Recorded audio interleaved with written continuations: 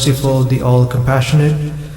Fatima to Zahra, the daughter of the Prophet, peace be upon them, is to have thus related an event. My father, the Prophet of Allah, came to my house one day and said to me, "Peace be on you, Fatima." I replied, "And upon you be peace." Then he said, "I feel weakness in my body." I said, "Allah protects you from weakness, father." He said, "Fatima, please bring the Yemeni cloak and cover me with it." So I brought the Yemeni cloak and covered him with it. Then I looked at him and saw that his face was shining like a full moon with its glory and splendor. After a while, my son Hassan al-Islam came in and said, "Peace be upon you, mother." I replied, "And upon you peace, O light of my eyes and the light of my heart." He then said, "Mother, I smell a fragrance so sweet and so pure as to that of my grandfather, the Prophet of Allah." I replied, "Yes, your grandfather is lying underneath the cloak." Hassan al-Islam went near the cloak and said, "Peace be upon you, my grandfather, the Prophet of Allah. May I enter the cloak with you?" He replied, "And upon you, peace, my son and the master of my fountain, Kauthar. You are given the permission to enter." So Hassan entered the cloak with him. Allahumma salli ala Muhammad wa ali Muhammad. After a while, my son Hussein came in and said, "Peace be on you, mother." I replied, "And upon you peace, O light of my eyes and the light of my heart." He then said, "Mother, I smell sweet fragrance like that of my grandfather, the Prophet of Allah." I replied, "Yes, your grandfather and your brother are lying underneath the cloak." Hussein stepped towards the cloak and said, "Peace be on you, my grandfather, the chosen of Allah. May I enter the cloak with you?" He replied, "And upon you peace, my son, and the inner seater of my followers. You are given the permission to enter." So Hussein al-Islam entered the cloak with them. Allahumma salli ala Muhammad wa ali Muhammad.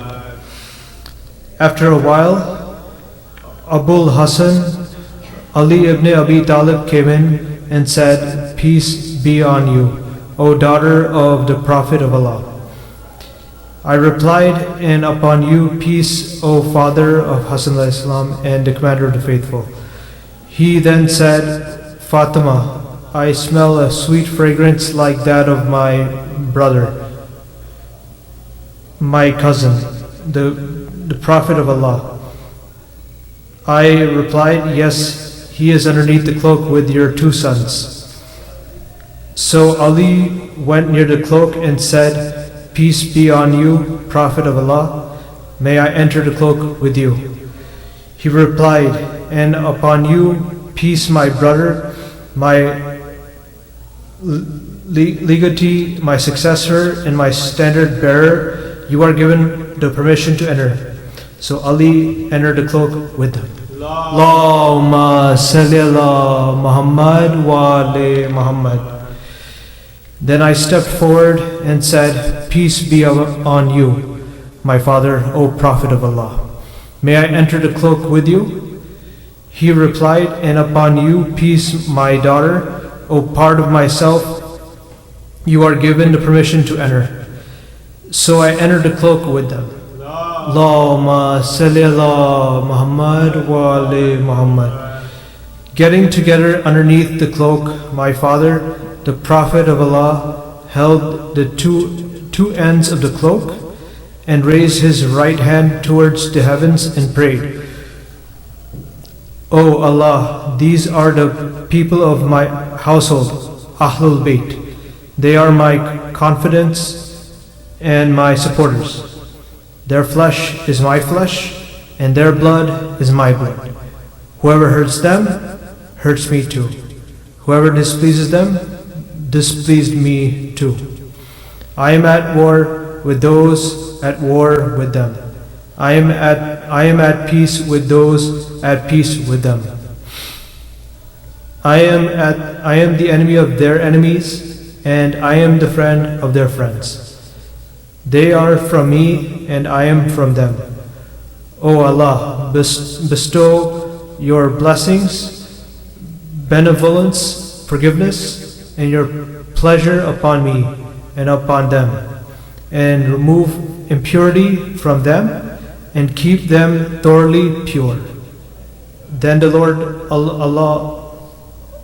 Almighty Allah said, O my angels, O residents of my heavens, verily I have not created the erected sky and the stretched earth, the illuminated moon, the bright sun, the rotating planets, the flowing seas, and the sailing ships, but for the love of these five lying underneath the cloak.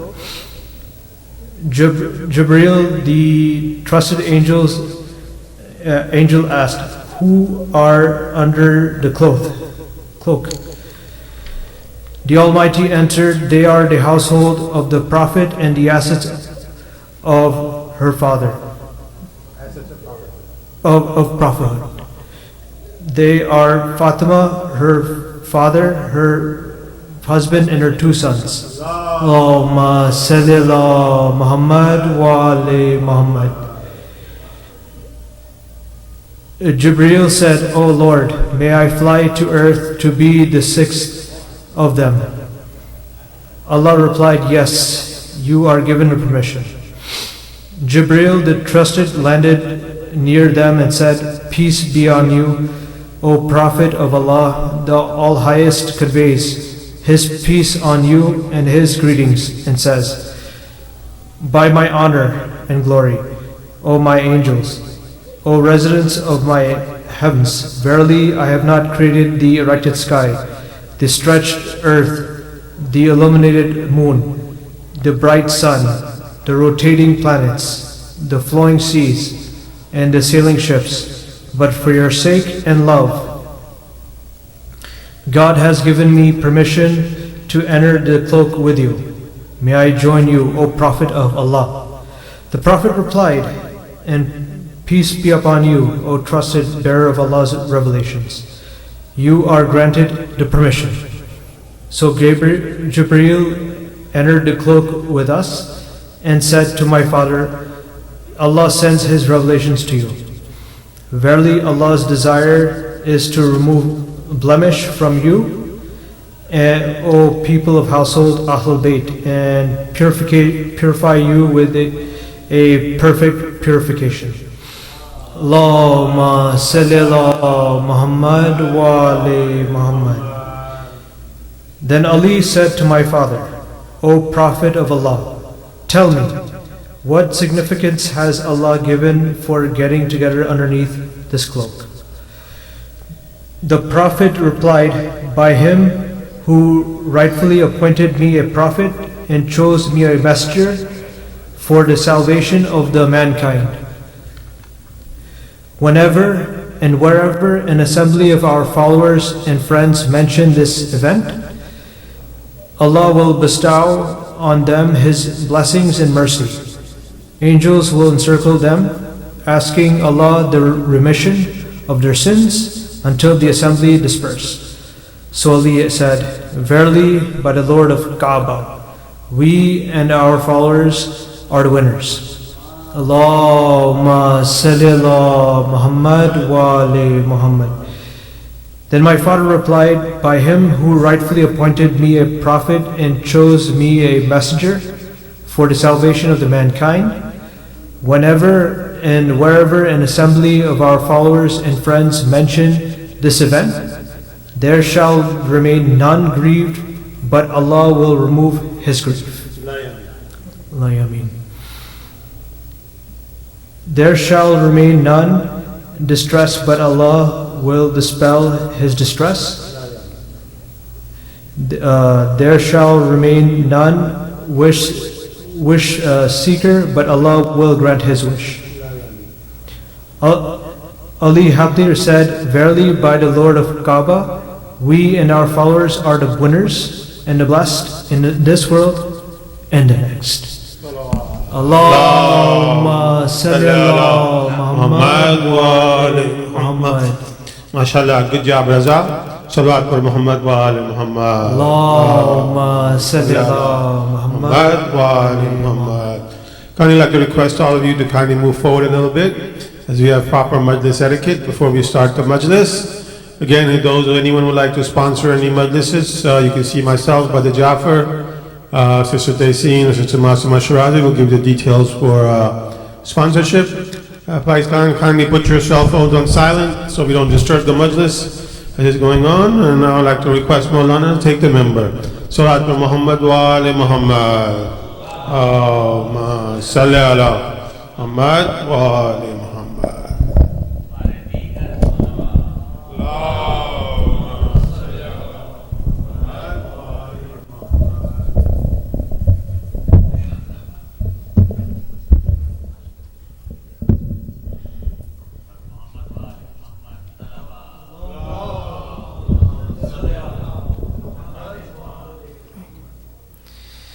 أعوذ بالله من الشيطان الرجيم بسم الله الرحمن الرحيم الحمد لله رب العالمين والصلاة والسلام على سيدنا ونبينا أبي القاسم المصطفى محمد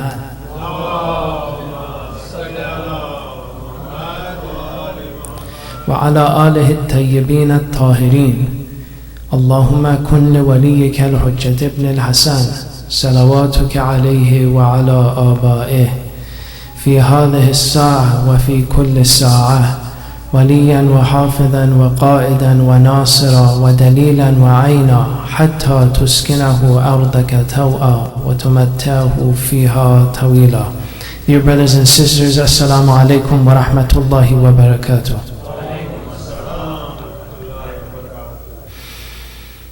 We are gathered on these nights to commemorate and remember Imam Hussein alayhi salam and his companions and his family members who sacrificed themselves to maintain and keep alive the sunnah of the Prophet sallallahu alayhi wa sallam.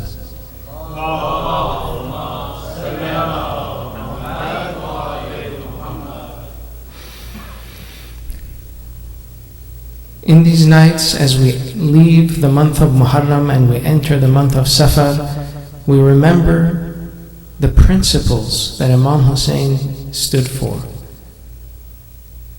the message that he tried to impart upon us, and we make ourselves part of this tradition of commemorating Imam Hussein alayhi salam, just as was mentioned in the hadith from the Prophet, Naslun يجددون العزاء في كل سنة جيل بعد جيل, that he told his daughter Bibi Fatima Zahra that what would happen to Imam Hussein on the day of Ashura. She asked, would he have any supporters on that day?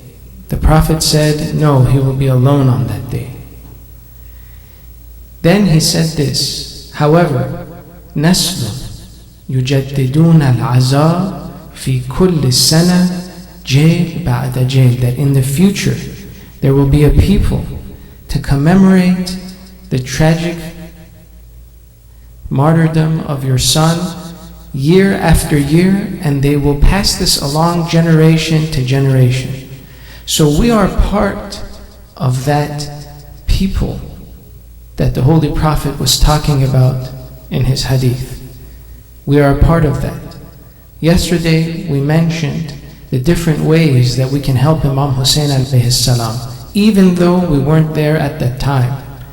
Imam Sadiq told us that even if our body was not there, we were not present when the Imam asked for help, however we can help him 5 ways. فَقَدْ أَجَابَكَ قَلْبِي وَبَصَرِي وَسَمْعِي وَالرَّعِي وَهَوَايِ. These 5 ways, with our heart, with our hearing, with our sight, with our decision making, and with our desires, we can help Imam Hussein alayhi salam with these 5 ways in our life right now.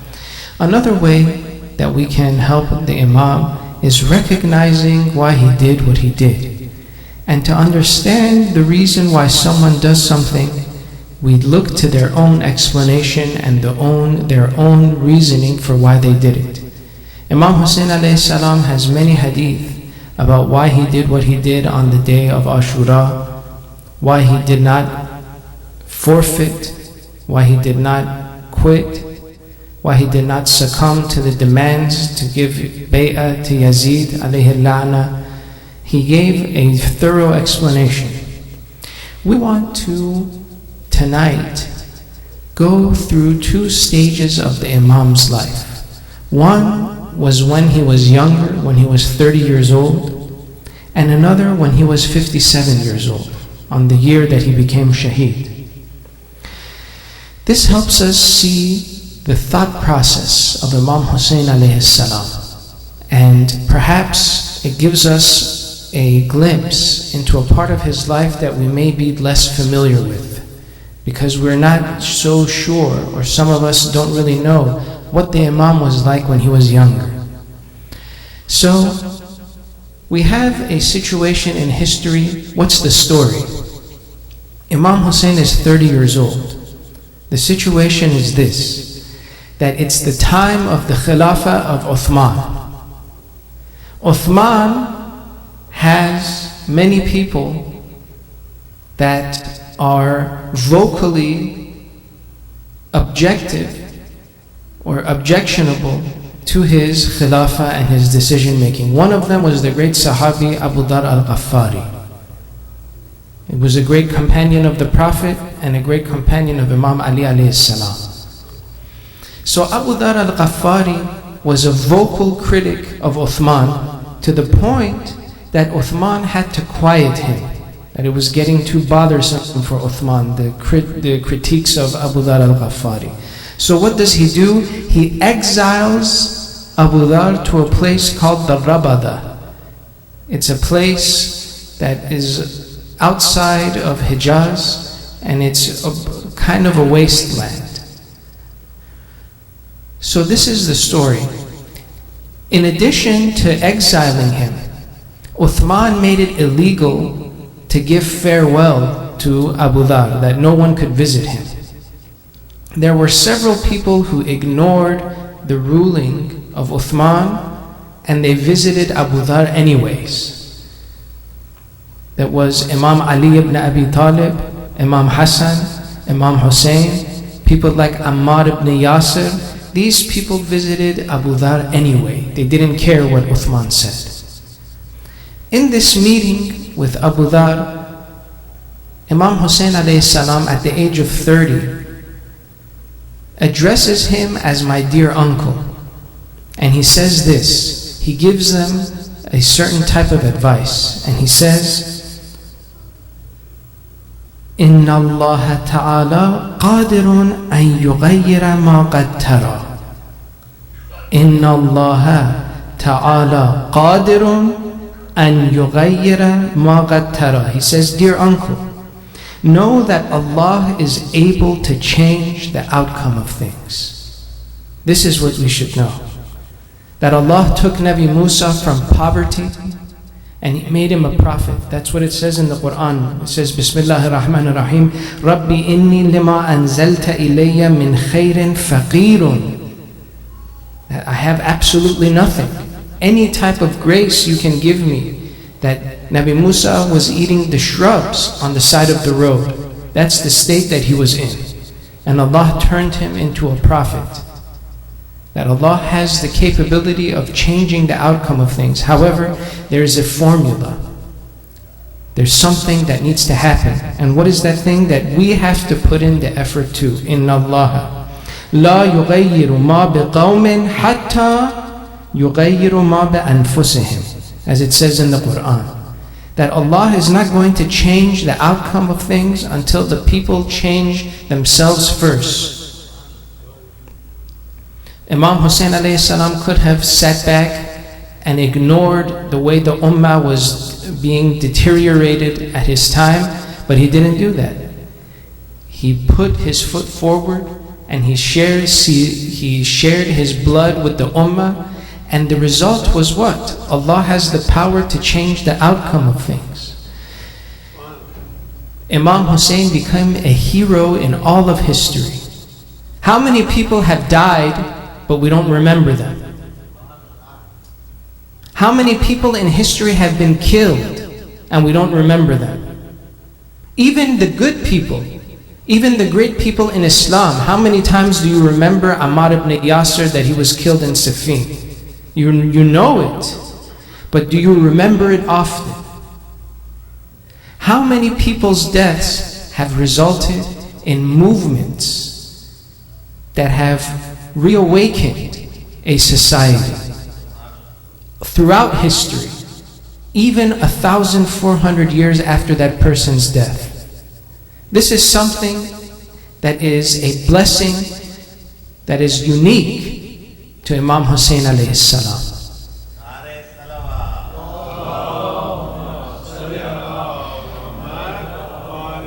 So this is how Allah has the power to change the outcome of things. Imam Hussein, at the age of 30, he had this philosophy. And it's this idea that allowed him to be someone who sacrificed himself for the greater cause. But we have to also recognize that we should avoid two things. And he says this too. In the Quran it says, وَإِن مَسَّهُ الشَّرُّ فَيَئُوسٌ قَنُوتٌ, that some people, in مَسَّهُ الشَّرُّ, when misfortune befalls them, فَيَئُوسٌ قَنُوتٌ, they become ya'us and qanut. These two characteristics we have to avoid. Yas and qanut. What is that? Yas is when we have a feeling of hopelessness internally.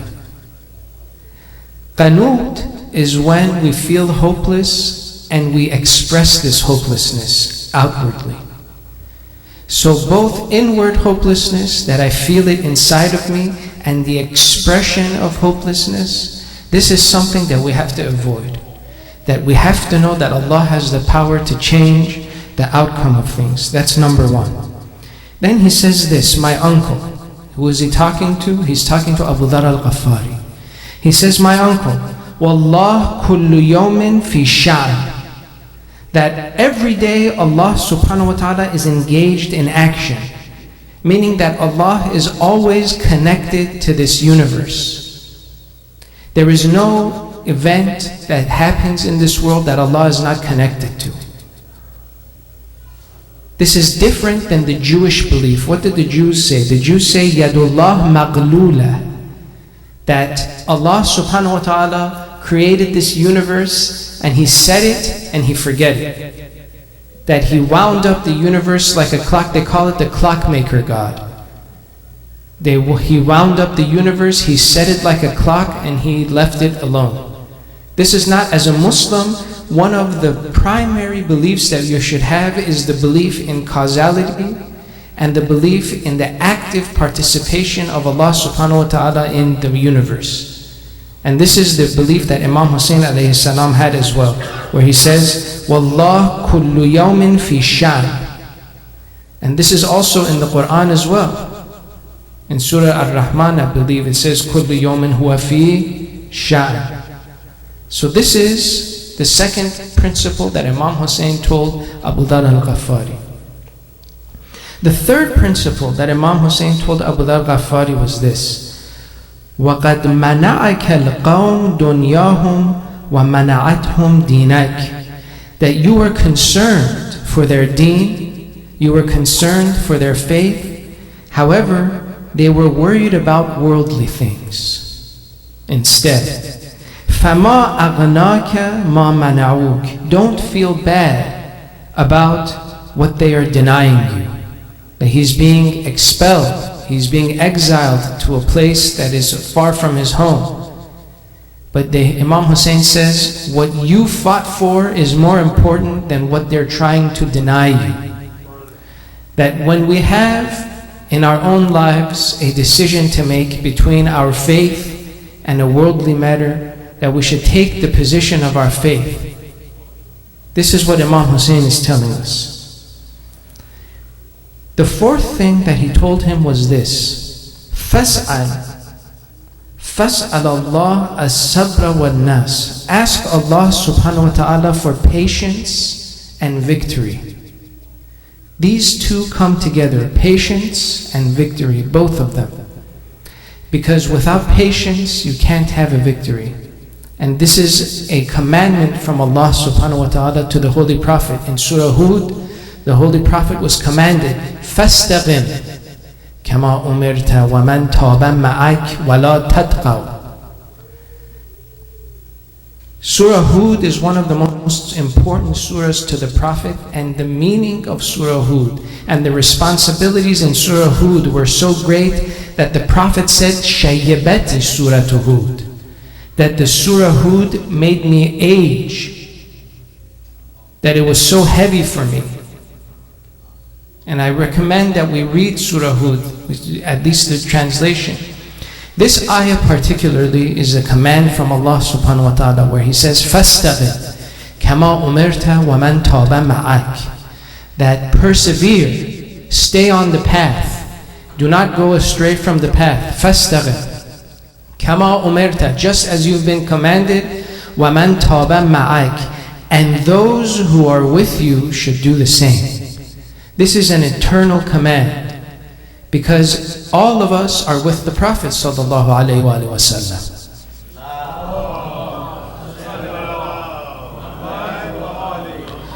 All of us are followers of the Prophet, so this command comes for us as well, that we should stay the path. They say that in the end times, one of the surahs that the mu'mineen should say or tell each other is Surah Asr.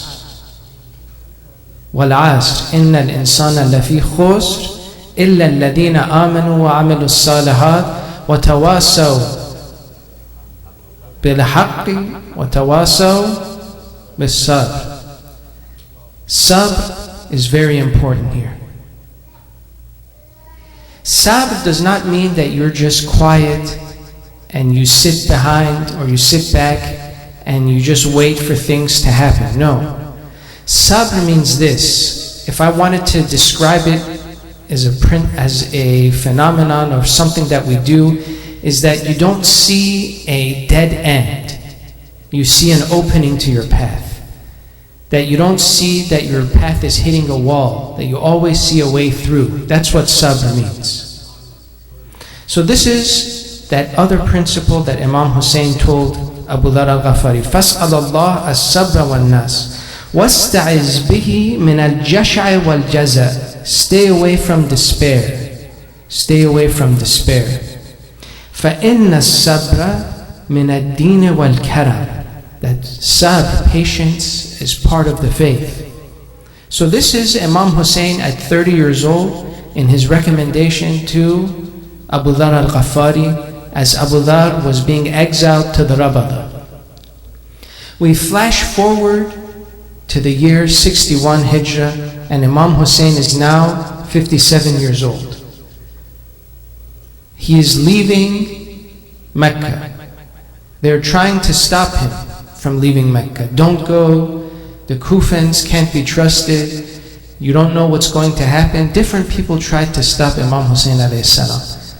Imam Hussein had to let these people know that the reason he was doing what he was doing was different than what they had imagined. That he wasn't just trying to go and take power. He had a greater principle that he had to fight for. So he said this: إِنَّمَا خَرَجْتُ لِطَلَبِ الْإِصْلَاحِ فِي أُمَّةِ جَدِّي. That I am leading this uprising so that I can reform my grandfather's nation. Reform is a very important and key concept here. What do we mean by reform? Everybody thinks they're a reformer. We have to validate this term. Firstly, reform means what? Reform means that we want to make something better. We want to remove its blemishes. We want to remove the errors in something's way. That's what it means to reform. Allah subhanahu wa ta'ala says that you have to have principles when you want to reform something. That you have to have a foundation that's based on something when you want to reform something. Because what does reform? You want to return to something, or you want to fix something. If you want to fix something, you need the tools. The tools for reforming our ethics and our ideology is Islam. That's the tool. So if we reform something, that's what we check it against. And Allah subhanahu wa ta'ala says this in the Quran too, when the hypocrites are told not to create mischief in the lands, they say we're just trying to reform. لا تفسدوا في الأرض قالوا إنما نحن مصلحون in Surah Baqarah. So just because someone claims they're a reformer, we shouldn't take their word for it. What are they trying to reform and how? What's the principle here?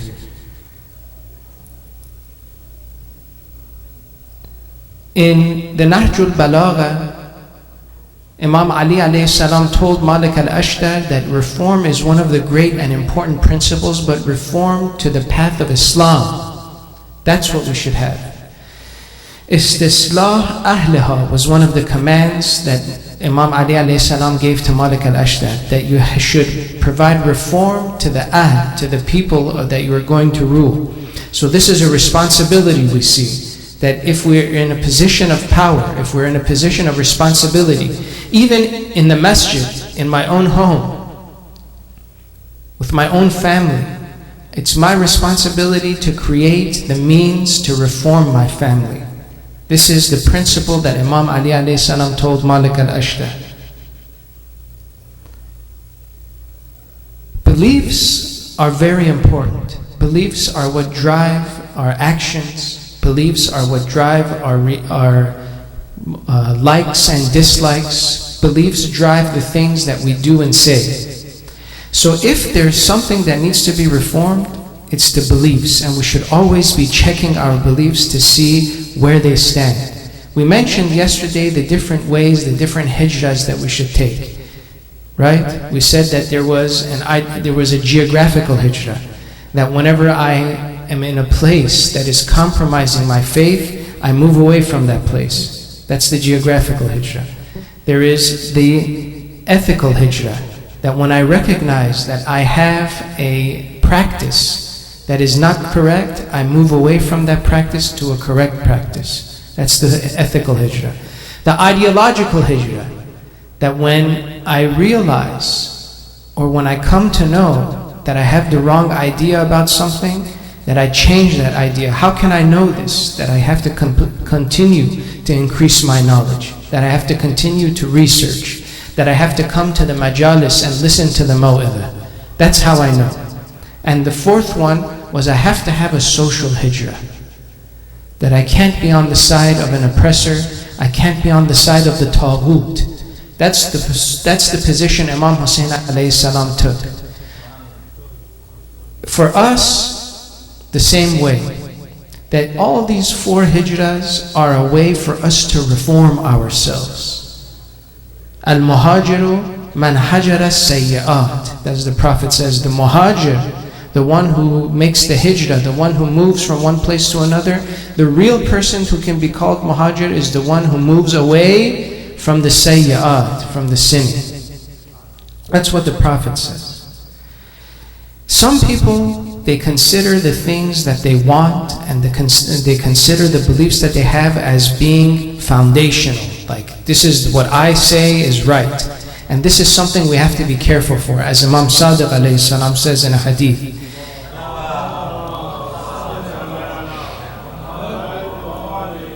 he says, ثَلَاثُ خِلَالٍ يَقُولُ كُلُّ إِنسَانٍ إِنَّهُ عَلَى صَوَابٍ مِنْهَا. That there are three things that everyone will claim that they're right in. The ignorant ones will claim that they're right in. What are these three things? دِينَهُ الَّذِي يَعْتَقِدُهُ. One is the religion that they believe in. Everyone thinks they're right. Everyone thinks the religion they believe in is right. So Imam Sadiq says, check this faith against what? Against the intellect that Allah subhanahu wa ta'ala gave you. If there is a faith that's saying that God is a man, at the same time He's not a man, at the same time He gave birth to Himself, that doesn't match with the aql. It doesn't matter how many followers they have. It doesn't match with the intellect. When you read Dua Arafah of Imam Hussein alayhi salam, and you see the explanations that he gives for Allah subhanahu wa ta'ala and the characteristics that he gives for Allah subhanahu wa ta'ala, then you say that, this being that Imam Hussein is talking about, this being is really worthy of being a Lord. So this is one thing that people think they're always right in, but they have to be careful to check against, is their beliefs. The second one is their requests and their wishes. When I want something, I think the thing that I want is always right. That whatever I want has to happen. They say that when you make a dua for something, it's always good to ask Allah first for the capacity for that thing, and then you ask for that thing. Because sometimes you may ask for something you don't have the capacity to have. There was a man named Tha'laba ibn Hatib at the time of the Prophet. This person was very poor, and he was a good person at the time. He asked Rasulullah sallallahu alayhi wa sallam,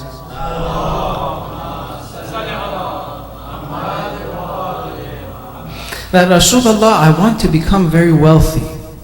I want to increase my wealth. Why? Because I want to be able to pay jahaz for people. I want to open a masjid. I want to be able to do good things like donate. The Holy Prophet said that, look at me, I'm not wealthy. And the Prophet was never wealthy in his entire life.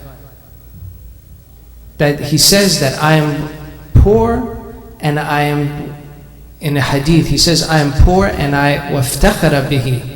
And I am proud of this poverty that I have. That the Prophet was never wealthy or rich in his life for a reason. So the Prophet said, look at me, I don't have extraordinary wealth. Thank Allah for what you have.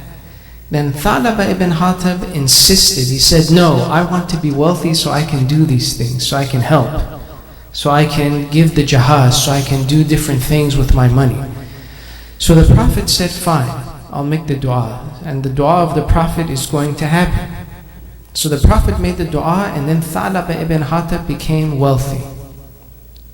Just as he became wealthy, he forgot all of his promises. That he started to become a corrupt person because of his wealth. He didn't have the capacity for the wealth. And it got to a stage where he started to spend his money needlessly, to the point where he took himself to ruin. Tha'laba ibn Hatib. So we say that anytime you ask for something, ask for the capacity of that thing. And never assume that everything that you want is what should happen. Allah subhanahu wa ta'ala knows best. So that's the second thing. Number 3 is in their planning. That when someone makes a plan, that I want to study this thing, or I want to get this job, that they assume that that plan is the foolproof plan. But Allah subhanahu wa ta'ala says what? That my plan is the one that's the best plan. That you put in your effort, you do your thing, and you leave the results to Allah subhanahu wa ta'ala. The effort with you, the results with Allah. So this is from Imam Sadiq alayhi salam.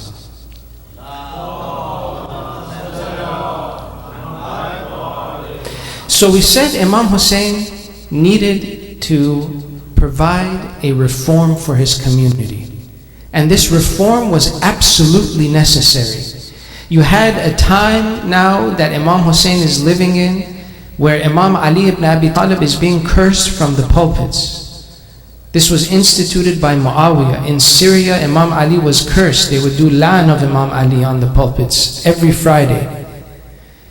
That the different principles of the faith were being trampled on and ignored. Imam Hussein alayhi salam says, Allah wa inna sunnata qad umit, that verily the sunnah of the Prophet has died.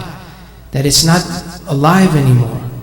الناس عبيد الدنيا والدين لا يكون على ألسنتهم. That he says this statement, he compares the faith, la'iq means something that is just on your tongue. He said that faith has now just become something that people keep on their tongues only. Nobody practices it anymore.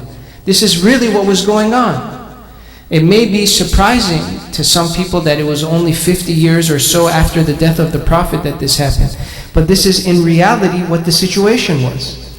And the Bani Umayyah were advancing a situation where the people were becoming less and less religious, to the point that Yazid was an open sinner. He would openly drink. He would openly do different types of sin. And the Ummah was quiet about it. The Ummah was quiet about it. So this is something Imam Hussein alayhi salam had to rekindle in the people, is the active practice of Islam. He compares the situation then to a situation where water is spilled out of a dish. When water is spilled out of a dish, what happens? The water is gone, but there's still some wetness remaining in the dish, right?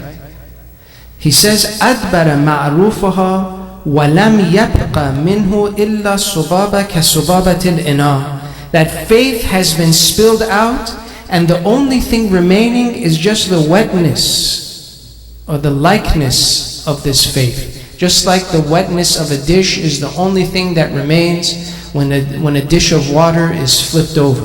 This is the situation that Imam Hussein was in.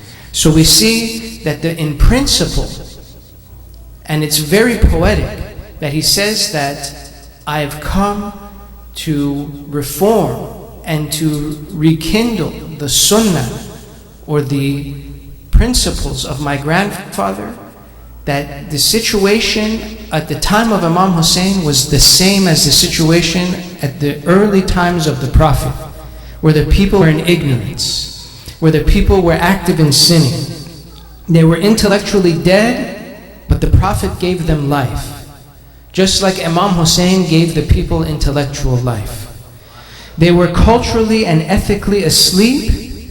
The Prophet brought them Islam and he woke them up. The people at the time of Imam Hussein were asleep culturally and ethically, and Imam Hussein with his blood woke them up. They were mentally ill. They had the wrong ideas. They had the wrong practices. But the Prophet with the Quran gave them a cure. Likewise, Imam Hussein alayhi salam, by doing istinad and relying on the Quran, also gave the people of his time a cure.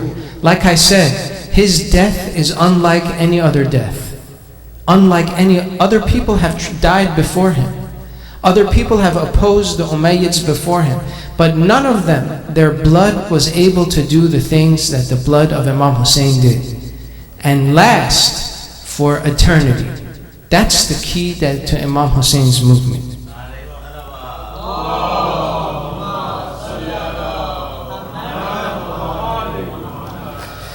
So the Umayyads tried to put the people back to sleep. That's what they tried to do. There was an active, how would they do this? They would do it through haram money, through bribes, through position, through introducing worldly affairs and putting them ahead of religious affairs within the people, changing the culture of the people from an Islamic one to a Hellenistic one, to a material one. That's what the Bani Umayyad did.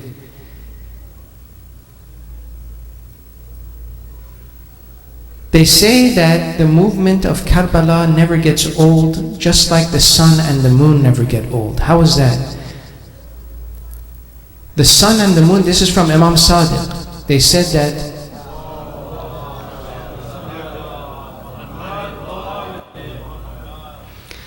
that how come the Quran never gets old? How come the Quran never gets old? I read it 10 times, 20 times, 50 times, it never gets old for me. But if you read a letter 10 times, 20 times, you get bored of it. Imam Sadiq said the Quran is like the sun and the moon. Just like the sun and the moon, you never get tired of it.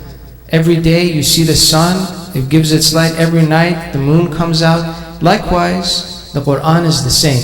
Imam Hussein's movement and his principles of his movement are based on the Quran, and just exactly the same way, they don't get old like the sun and the moon.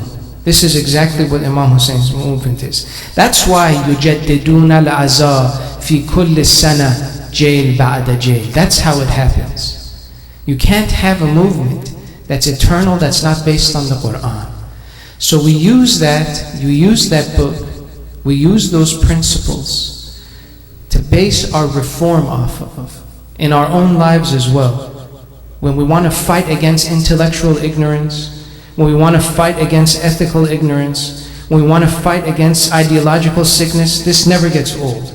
This never gets old. So Imam Hussein noticed that the enemy wanted to do two things. And this is something we have to be worried about and careful about in our own life right now. Number one, they wanted to privatize religion. That they wanted to keep the faith just in the masjid, and that's the only place that it stays. It doesn't have any aspect of your social life. Your social life is determined by other things. Whatever they are, it's not important. But keep your faith in the masjid. That's literally what the Bani Umayyah were doing at the time. Privatizing the faith. The second thing and the second danger that he noticed was that they were changing the meanings of things. For example, and we mentioned this in the first night, the concept of qada and qadar. That Allah subhanahu wa ta'ala has a will, and that Allah subhanahu wa ta'ala has a fate that He has determined for everything. But that doesn't mean that we just allow things to happen. So this idea of jabr in Islam, it came from the Bani Umayyah.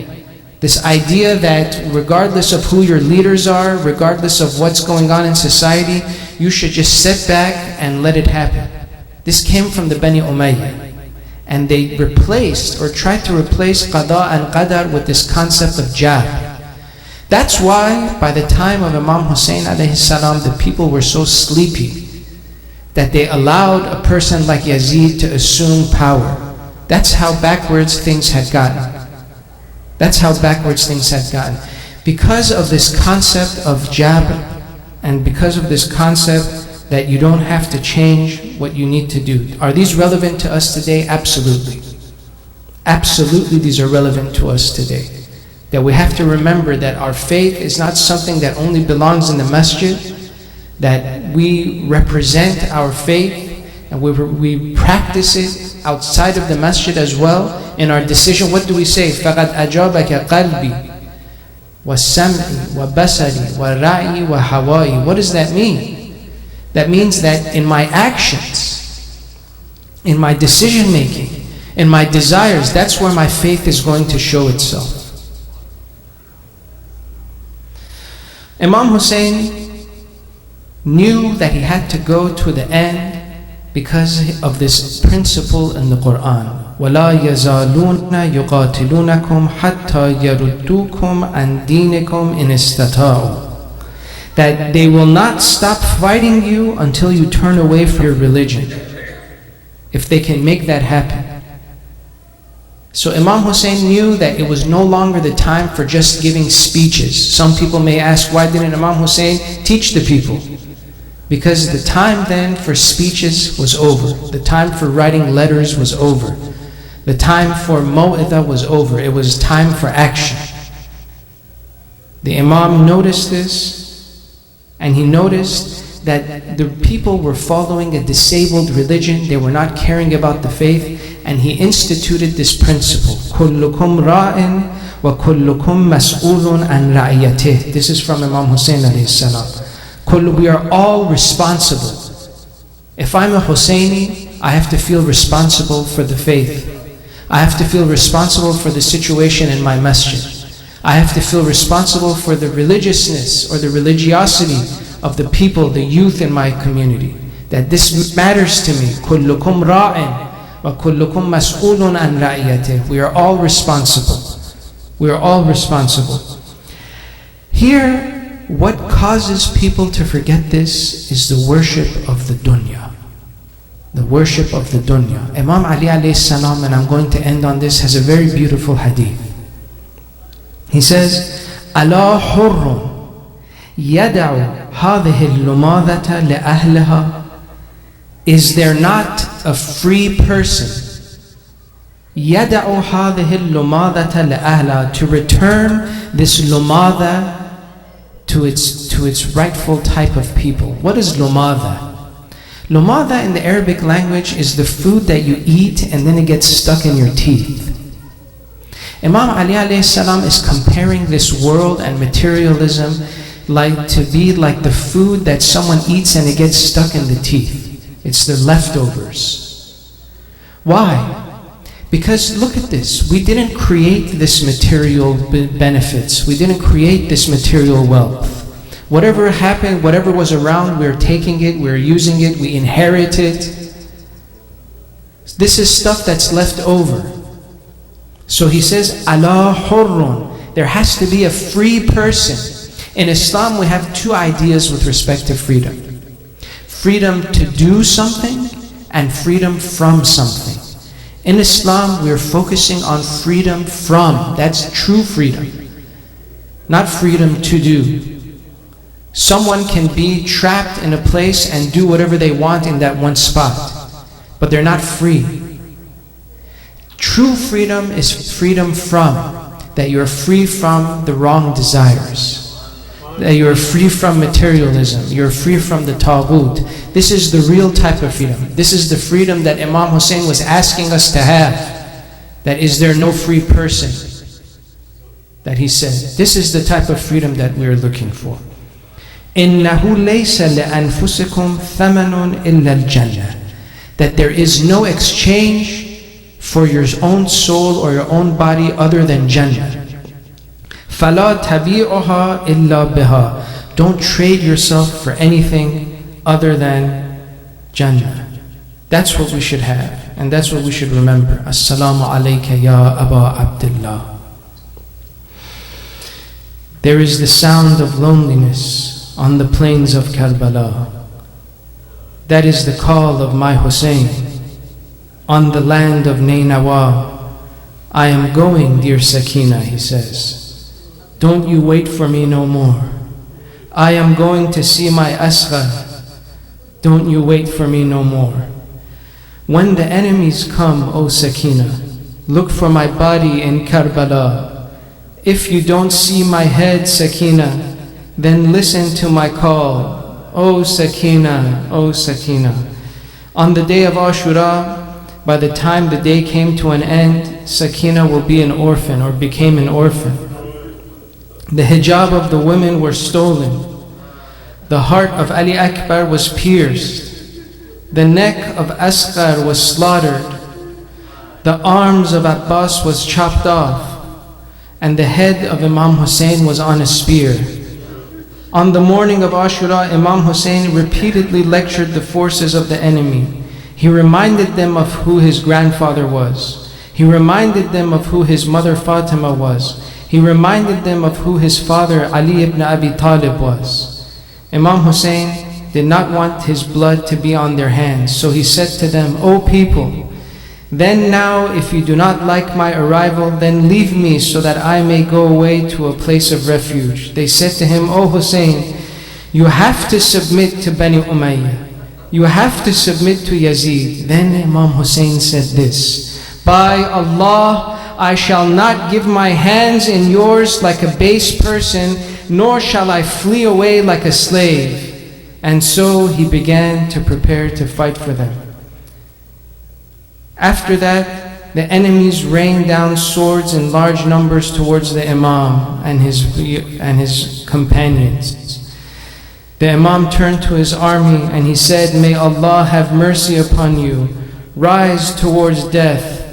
Rise towards that which there's no escape. For these arrows are the messengers of the people toward you. وَسَيَعْلَمُ الَّذِينَ ظَلَمُوا أَيَّ مُنْقَلِبٍ يَنْقَلِبُونَ. In these majalis, we have people that request a Fatiha, and so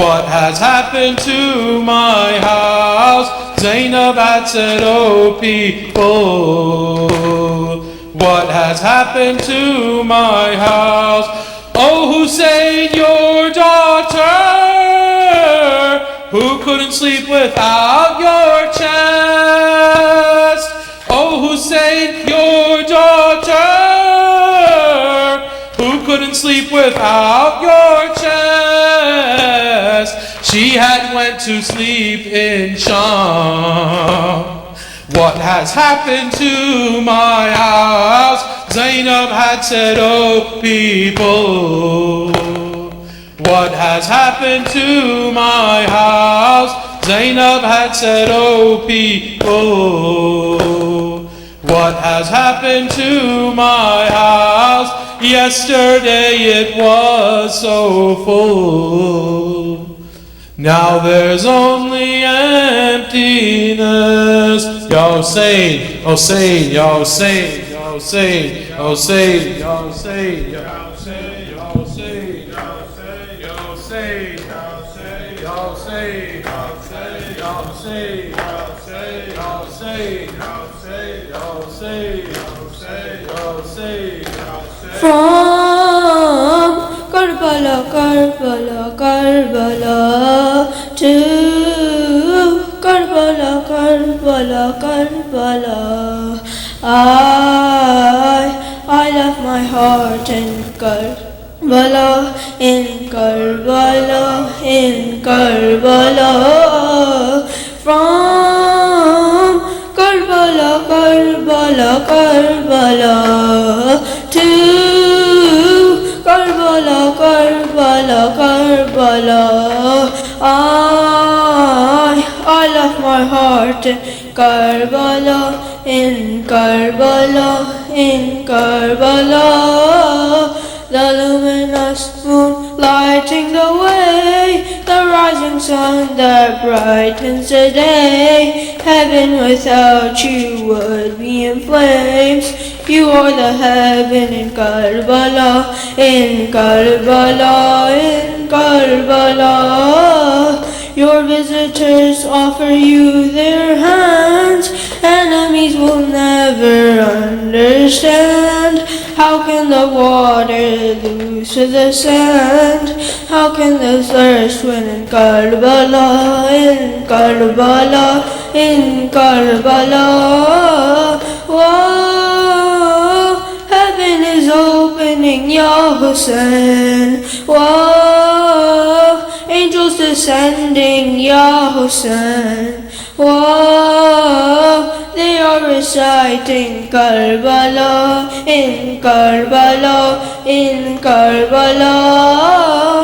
From Karbala, Karbala, Karbala to Karbala, Karbala, Karbala. I left my heart in Karbala, in Karbala, in Karbala. The hand of God that nurtures the young, speaking for Allah, you were the tongue, separating his right from the wrong, elevated in Karbala, in Karbala, in Karbala. The ship that sails swiftly through the waves, and whoever boards your ship is saved, immune from the hardships of the grave. Whoever mourns you in Karbala, in Karbala, in Karbala. When will we meet again, Ya Hussein? When under your dome will I grieve again? From Najaf I walked into Karbala, into Karbala, in Karbala. Ya Hussein, Ya Hussein, Ya Hussein, Ya Hussein, Ya Hussein, Ya Hussein, Allahumma salli ala Muhammad. السلام عليك يا رسول الله السلام عليك يا علي أمير المؤمنين. السلام عليك يا فاطمة الزهراء. السلام عليك يا خديجة الكبرى. السلام عليك يا حسن المجتبى.